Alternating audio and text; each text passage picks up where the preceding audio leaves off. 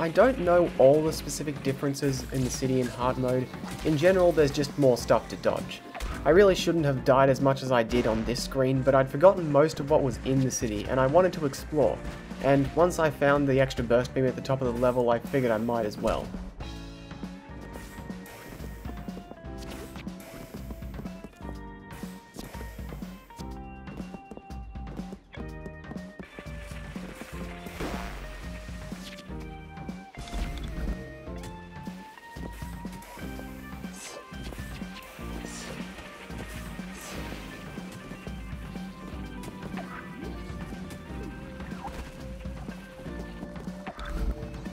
This may be a bold claim, but I'm pretty sure you won't find a better death than that one in this entire LP.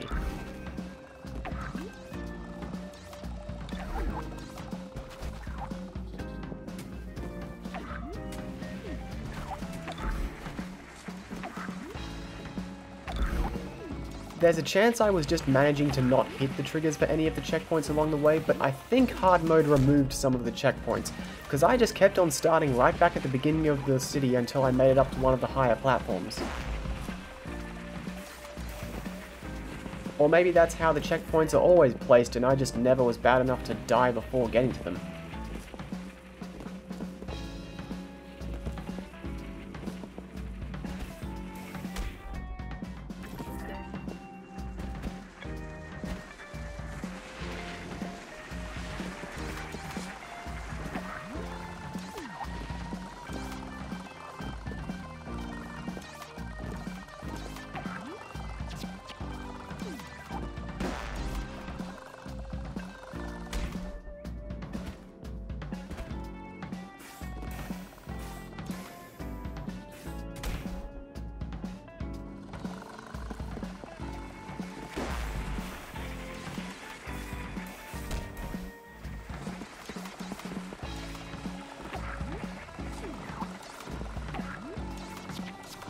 A common tactic I employed when I first played Pit and got to the city was to try and stay on the higher path, and if I missed a jump, just hold right and hope that something non-lethal would break my fall.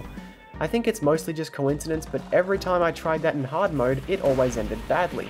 It's uncanny, honestly.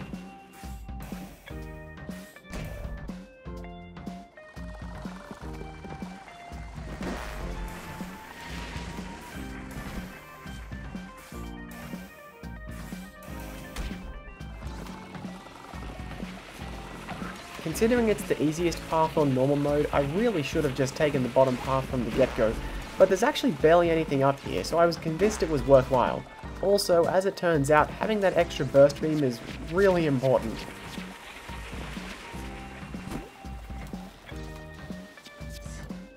Of course, the ultimate punchline to my continued efforts to get past this screen is that I fall down to the bottom anyway. At least it didn't do that thing the dining halls did where blue spikes limit your realistic options to a single path. That would have been really annoying. Honestly, the real thing that kept killing me on this screen was just me badly platforming. Because of all the space you have, the extra chaser drones and such didn't really feel like they were significantly changing how the screen needed to be played.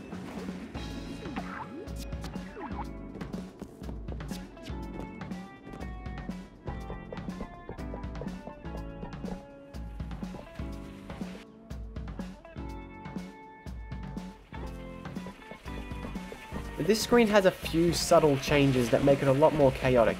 Most of the rockets chase you, the bombers seem to drop bombs more frequently, and there's just a couple of extra enemies placed in the right positions to make the second half of this screen an absolute bastard to get through.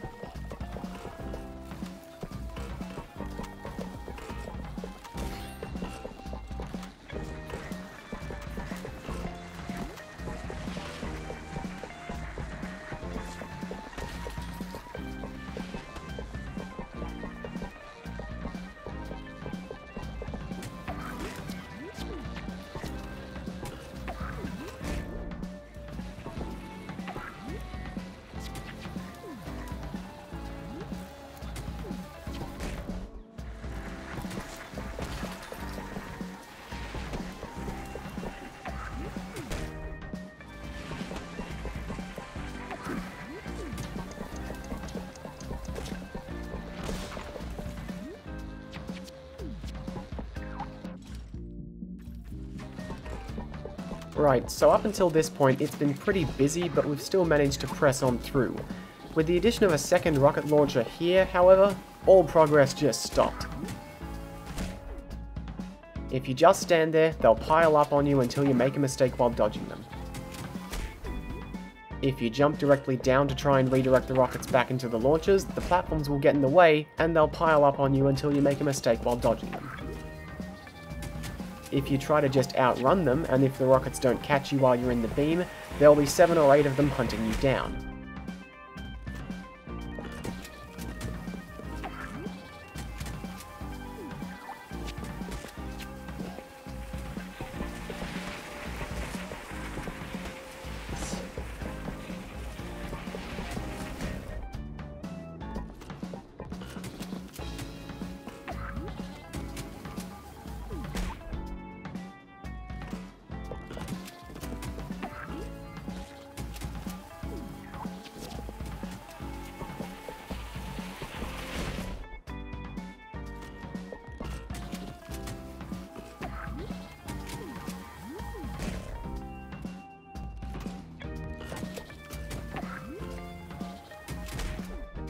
After the beam kept getting me killed, I decided to bypass needing them by using the burst beam.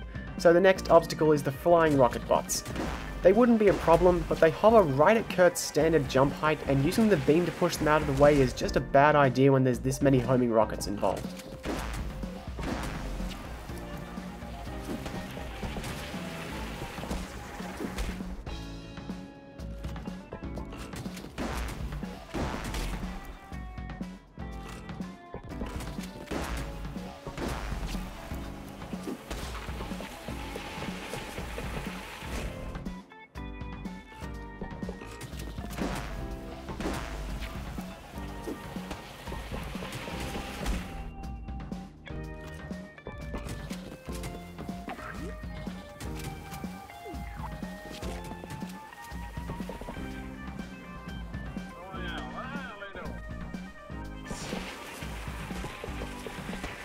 Eventually though, I figured it all out, and finally began making actual progress.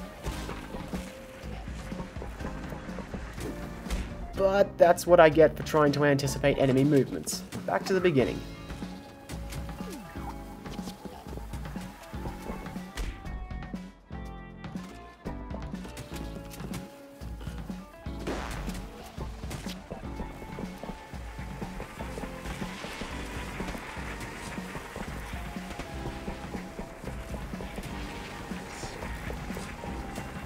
Huzzah! Actual progress again.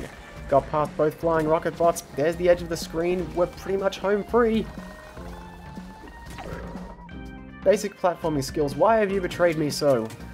Actually, the bigger problem I have with that death is that it seems like the death trigger starts above the bottom of the screen. I could have gotten out of that if it was at the edge of the screen, slowly climbing up the wall, but it killed me instead.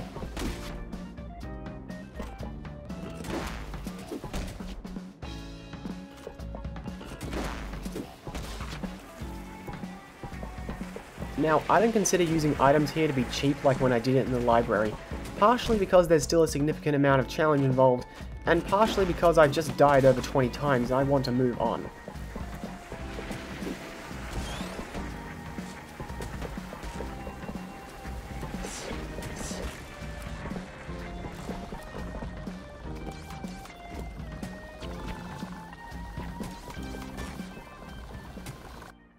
Okay. At this point, you might be thinking to yourself, well, sure, it seems harder than normal mode, but it doesn't look that bad.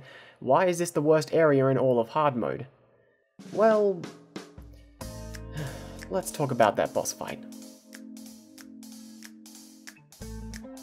While the boss fight in the dining halls was, for whatever reason, exactly the same, the crook, who I recently learned is named Jimmy, is a lot harder. In general, things are a lot more aggressive to the player. He drops bombs a lot more often and the robots come in from the sides in greater numbers. He also moves around a lot more, which in some cases makes it harder to actually stun him. And when he is stunned, he still manages to drift around, which can completely screw up your attempts to pass over him.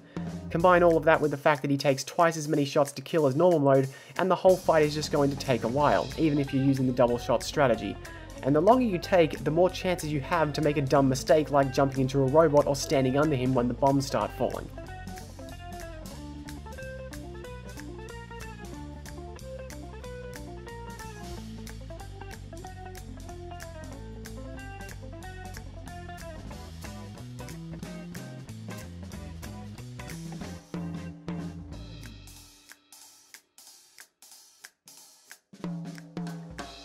That all adds on top of it, but the real problem is the bullets. After taking only a little bit of damage, Jimmy starts sending out a really annoying pattern of bullets that comes in such a way that it's really hard to avoid taking at least one hit. After much death and experimentation, I realized that the best and, in my case, only way to dodge them is to move over to the left side of the screen, roughly where that chimney is, and dodge the bullets from there. The way the bullets come in from the edges is that the shots on the right side of the screen will only move once the shots from the left side go off screen. If you're standing in the middle of the screen, the bullets converge at the perfect spot for you to get hit by one of them as you're coming down from jumping over another. By staying over to the left, you can dodge the first set of bullets and then be prepared for the second set coming from the right.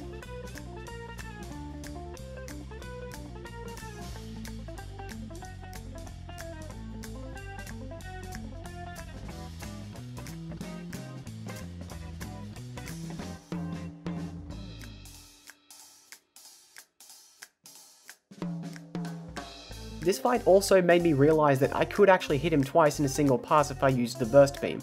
I don't even know if I would have beaten him if I hadn't figured that out.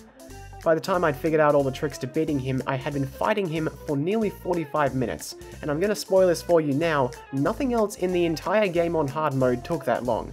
The worst part about the fight, however, is that I love the music in PID, and few things ruin a single piece of music faster than having to hear it on endless repeat for 45 minutes.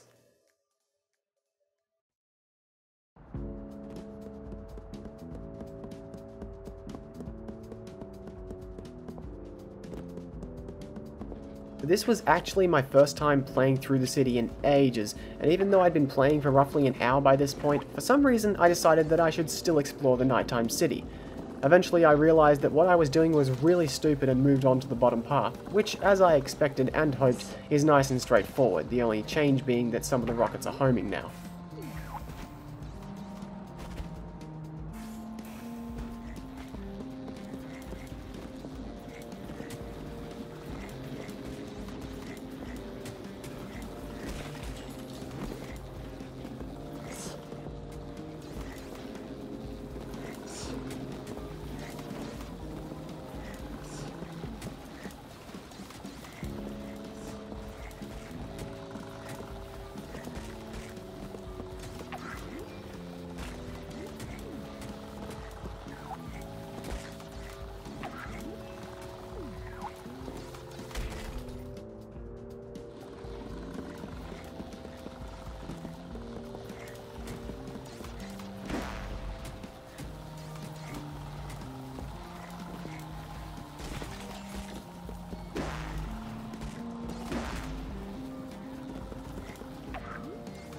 And then, as I approached the end of the screen, I forgot that what I was doing was really stupid and decided to explore back up at the top of the screen again. Weirdly, none of those red platforms have spikes on them. I thought for sure that they'd get given spikes for hard mode with how barren they look otherwise.